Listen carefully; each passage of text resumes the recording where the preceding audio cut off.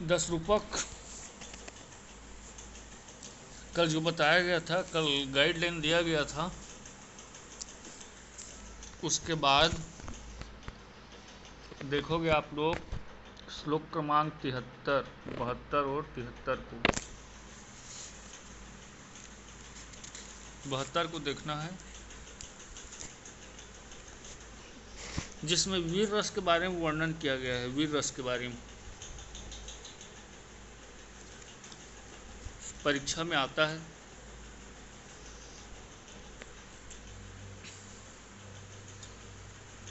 देखिए,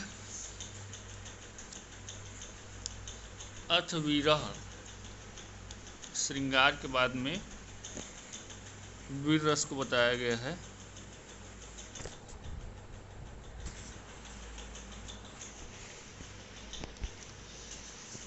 वीरः प्रताप विनया अद्य व्यवसाय सत्व मोहा विषाद नय विस्मय विक्रमाध्ये उत्साहभू सच दयारण दान योगात त्रेथा की क्रीडात्र मतिगर्व धृति प्रहर्षा। अब यहाँ पर दिया गया है, ऊपर लाइन देखो, प्रताप विनय आदि भीविर भाविता।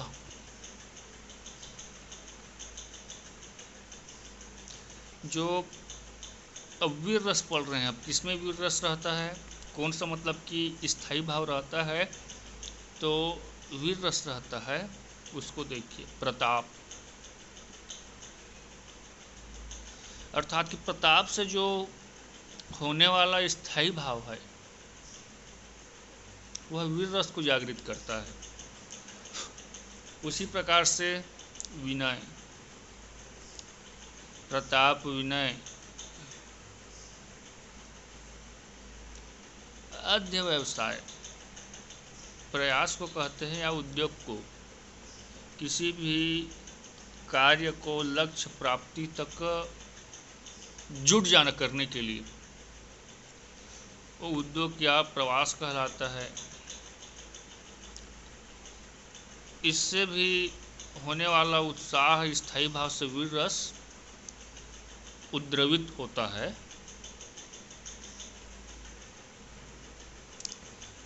उसके बाद लिखा है सत्व। सत्व का तात्पर्य मोह। सत्व का तात्पर्य क्या है? मोह।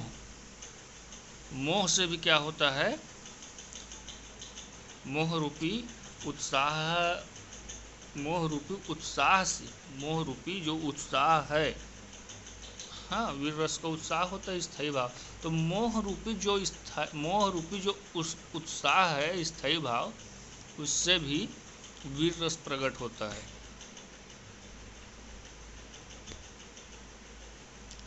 उससे भी क्या है, मतलब कि वीर रस प्रकट होता है। बल, मोह है, बल है, मोहा विषाद, मोह अविषाद, अविषाद, अविषाद रूपी उत्साह से भी स्थायी भाव, अविषाद रूपी उत्साह स्थायी भाव से भी वीर रस प्रकट होता है। उसी प्रकार से नय, विस्मय तथा पराक्रम, ये पहला और दूसरा लाइन है ना श्लोक का, इसमें किसको बताया गया है?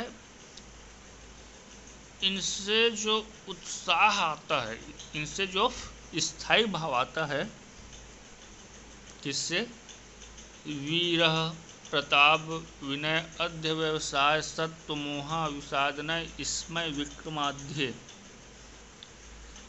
इनसे क्या होता है? उत्साह आता है। ये सब मतलब कि कार्य में उत्साह आता है। उत्साह क्या है? वीर रस के स्थायी भाव है और इससे वीर रस प्रकट होता है। उत्साहभू, तीसरा लाइन में लिखा है उत्साहभू सच, उत्साहभू सच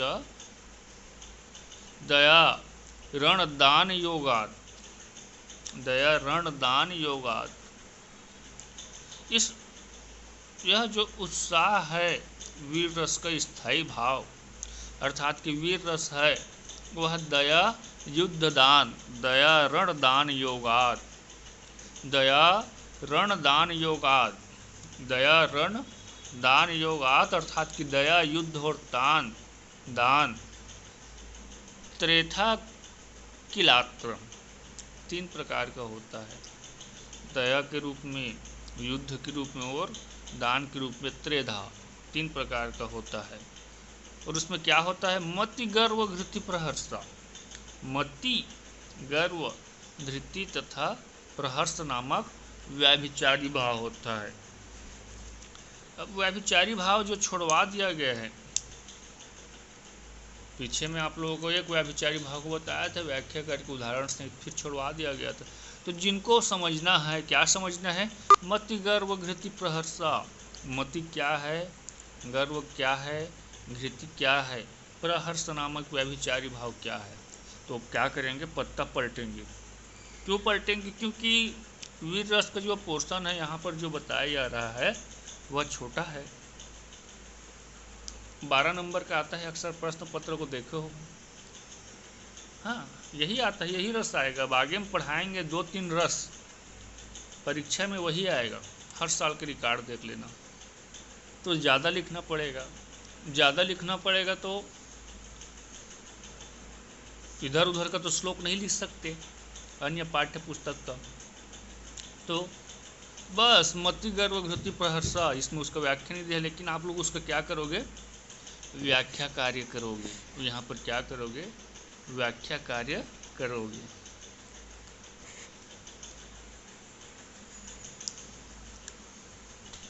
प्रताप विनय, यह सब क्या है? ऊपर में बताया गया है विभावों के द्वारा, अर्थात यह विभावों के द्वारा विभावित, इन विभावों के द्वारा क्या होता है? विभावित करुणा युद्ध दान आदि अनुभाव, करुणा युद्ध दान आदि अनुभाव से अनुभवित होता है क्या?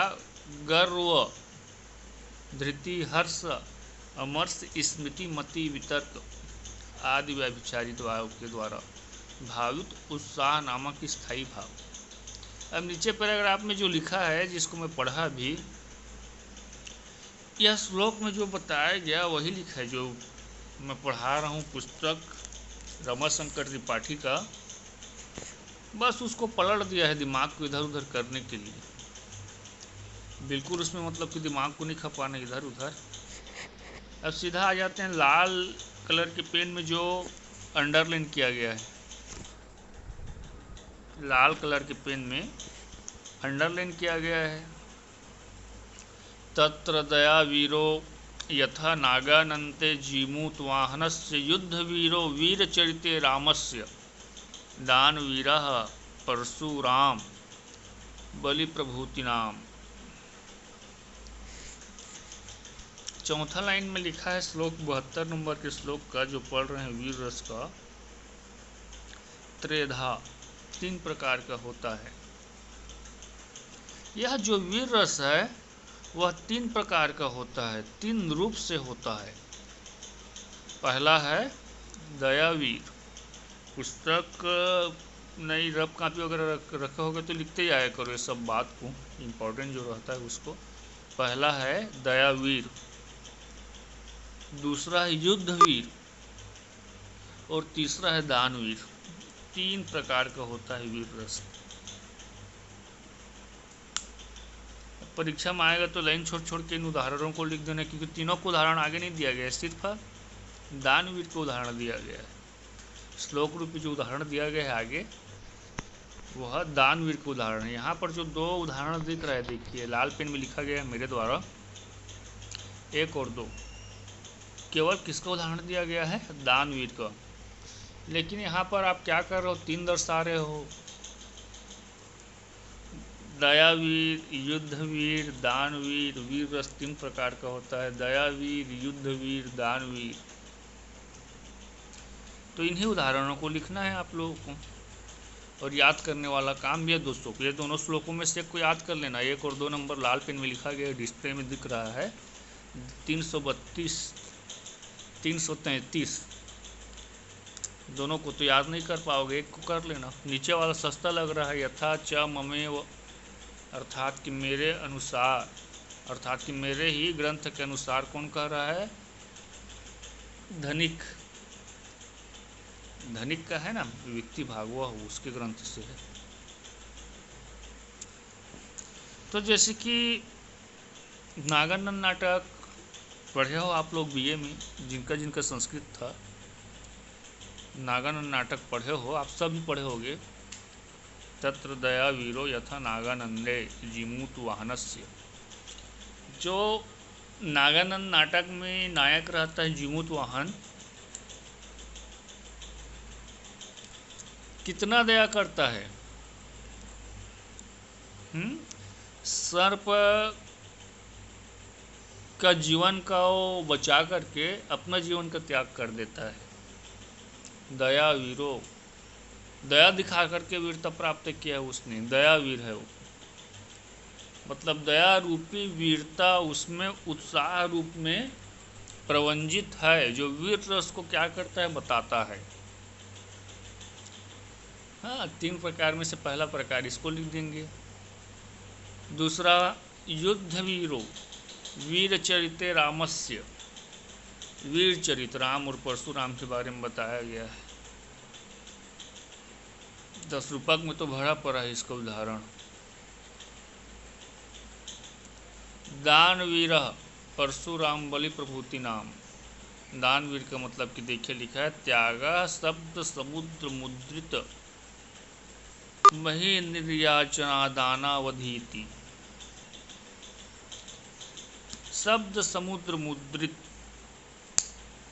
मही, सादो समुद्र से घिरा हुआ जो पृथ्वी है उसको निष्कपट दान पर्यंत आपका त्याग है। अब आगे देखिए, दानवीर को और दिया गया है। मतलब दानवीर का उदाहरण लिखोगे केवल इसमें दिया गया है, तो इसको भी ध्यान देना, इसीलिए लाल पेन में अंडरलाइन किया गया है। केवल दानवीर का नहीं लिख देना है। अब देखिए इधर, अब आगे है ये जो श्लोक दिख रहा है 332, दानवीर का उदाहरण दिया गया श्लोक रूप में। बलि, राजा बलि का नाम सुने हो, टीवी में देखते भी हो, धार्मिक चित्रपट उसमें बताया भी जाता है। तो वामन अवतार लेकर के जब दान लेने आते हैं विष्णु भगवान, उसके रूप का वर्णन किया गया है। उसके रूप को क्या किया गया है? वर्णन किया गया है। खर्व ग्रंथि विमुक्त संधि विक दक्षा स्फुरत कौस्तुभ निर्यनाभि सरोजकुट मलिकुटी गंभीर रसाम ध्वनि पत्रावाप्ति समुत्केन बलिना सा आनंद मालोकितम पयादः क्रमवर्धमान महिमस् आश्चर्ये मुरारेर्वसु सर्वग्रंथि विमुक्त संधि। सर्वग्रंथि विमुक्त संधि। अब राजा बलि के पास जब दान करने के लिए 52 अवतार लेकर के भगवान आते हैं, तो वहाँ पर जब अपने विराट रूप को बताते हैं तो क्या होता है? सर्वग्रंथि विमुक्त संधि। जितने भी गांठ रहता है, ग्रंथियों का गांठ रहता है, वह क्या खोलने लगता है? मतलब कि मुक्त होने लगता है, मुक्त होने लगता है। और उसके मुक्त होने के कारण विकस द्वक्षः स्फुरता कौस्तुभ। हाँ, क्या होने लगता है? जो उसका दक्षा वक्ष स्थल है वहाँ पर कौस्तुभ स्फुरत, कौस्तुभ मणि चमकने लगता है। कौस्तुभ मणि चमकने लगता है। किसका? वामन भगवान का। निर्यनाभि सरो, निर्यनाभि सरोज, सरोज कमल, नाभि अर्थात कि जो नाभि है उसमें मतलब कि कमल क्या रहता है, मतलब कि सरोज। कुमकुम कुटि गंभीर रसाध्वनि, तो उससे मतलब कि सरोज कुमकुम अर्थात कि वो सरोज से मतलब कि क्या है, स्वाम ध्वनि निकल रहा है। साम ध्वनि, ध्वनि साम ध्वनि, उससे क्या निकल रहा है, साम ध्वनि निकल रहा है। पात्रावाप्ति समुत उत्सुकेन, उत्सुक है। पात्रावाप्ति देने के लिए अर्थात कि दान करने के लिए उत्सुक है। बलि नाम, राजा बलि। सा आनंद लोकितम, आनंद पूर्वक देखा। सा आनंद लोकितम, अब बलि के चेहरे में मतलब कि विकार नहीं आया। 3 पग जमीन मांगत, इतना मतलब कि विकट रूप, विकराल रूप धारण कर रहा है, ऐसा नहीं आया। स आनंद मालोकितम, आनंद पूर्वक देखा। उस वामन भगवान को आनंद पूर्वक देखा। किसने? राजा बलि ने, जो दान लेने आया है। पयादह क्रम वर्धमान महिमा ऐश्वर्य, क्रम वर्धमान, क्रम से बढ़ता रहा उसका रूप और उसका महिमा ऐश्वर्य, बढ़ते हुए गौरव, उसका महिमा जो ऐश्वर्य है उसको मतलब कि देखता रहे। मुरारे वर्षु, जो मुरारी है, विष्णु है, वह क्या करे आप लोगों का मतलब कि रक्षा करे। इस प्रकार से जो भगवान विष्णु है वह आप लोगों का रक्षा करे। दानवीर, अब छोटा वामन रूप लेकर के आया था बवना का, 3 पग जमीन मांगा। किससे मांगा? बलि से। जब वो देने के लिए राजी हो जाता है तो वहाँ पर क्या किया जाता है, विकराल रूप धारण किया जाता है। दूसरा दानी रहता तो वो बेहोश हो जाता, वहाँ पर हार्ट अटैक हो जाता। लेकिन राजा बलि सा आनंद मालोकितम, उसको आनंद पूर्वक देखते रहे। एक बार वचन दे दिए मतलब दे दिए। तो यहाँ पर दान वीरता का श्लोक आ रहा है। किसी को मारना पीटना ही वीर मतलब कि वीरता नहीं है, दान देना। इस प्रकार से दान वीरता का। अब दूसरा है दानवीर का ही उदाहरण दिया गया है। दानवीर का एक और उदाहरण धनिक के पद्य से दिया गया है।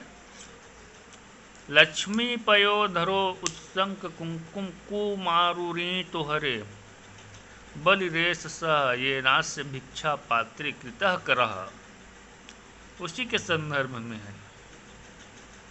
हाँ? यह वही राजा बलि है जिन्होंने लक्ष्मी के पयोधरों पर लगे कुमकुम से रक्ताप विष्णु के कर को भिक्षा पात्र बनाया था। ऐसा हिंदी लिखा है पुस्तक में। लक्ष्मी पयोधरो,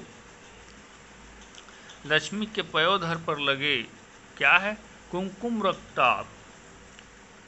महावर कुमकुम है, लाल रंग का रक्ताप। हाँ, हरे अर्थात कि विष्णु के। कौन?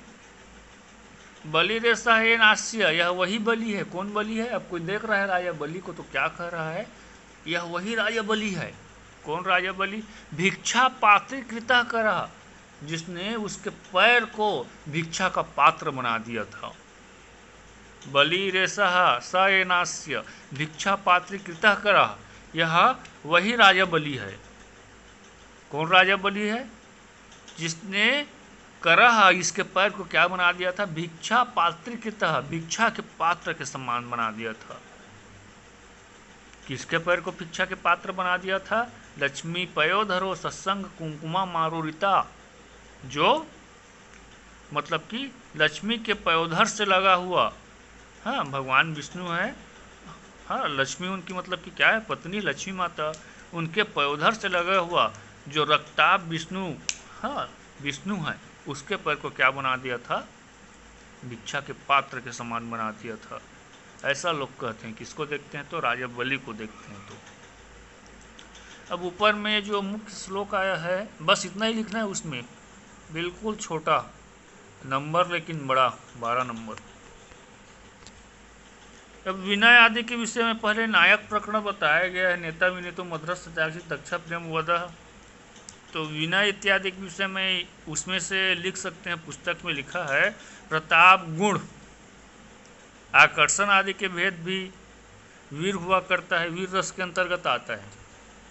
प्रताप हो गया, गुण हो गया, आकर्षण हो गया, ये भी वीर रस के अंतर्गत आते हैं। दया वीर आदि केवल 3 भेद इसलिए बताए हैं कि प्रायः 3 ही वीर हुआ करते हैं, प्रायः 3 ही वीर हुआ करते हैं, जो ऊपर में बताया। क्या क्या ये यहाँ पर लिखा है, दया वीरो, युद्ध वीरो, दान वीरो, 3 प्रकार के मुख्य वीर रहते हैं। प्रायः सभी ने इन 3 प्रकार के मुख्य वीर को क्या किया है, स्वीकृति प्रदान किया है। अब पसीना निकलना, मुख तथा नेत्रों का लाल होना आदि जो क्रोध के अनुभाव हैं, पसीना निकलना, मुख तथा नेत्रों का लाल होना, यह क्रोध का मतलब कि अनुभाव है, उनसे रहित होने पर युद्ध वीर हुआ करता है। अर्थात कि ऐसा नहीं होना चाहिए कि पसीना निकल रहा है, युद्ध में खड़ा है किसी को मारने के लिए, पसीना निकल रहा है, आंख लाल हो रहा है, तो ये क्रोध के अनुभाव, इससे रहित होने पर ही युद्ध वीर होता है। पसीना नहीं निकलना चाहिए, आंख लाल नहीं होना चाहिए, तभी वो युद्ध वीर कहलाएगा। और अगर मान लिया पसीना निकल रहा है, आंख लाल हो रहा है, तो वह रौद्र रस, हाँ, ऐसा होने पर रौद्र रस आ जाता है वहाँ पर, रौद्र। बस इतना ही लिखना है और व्याख्या कर लेना है, देख लेना है। जहाँ पर नहीं समझ आया हो पूछ सकते हो। धन्यवाद। बंद करते हैं इसको।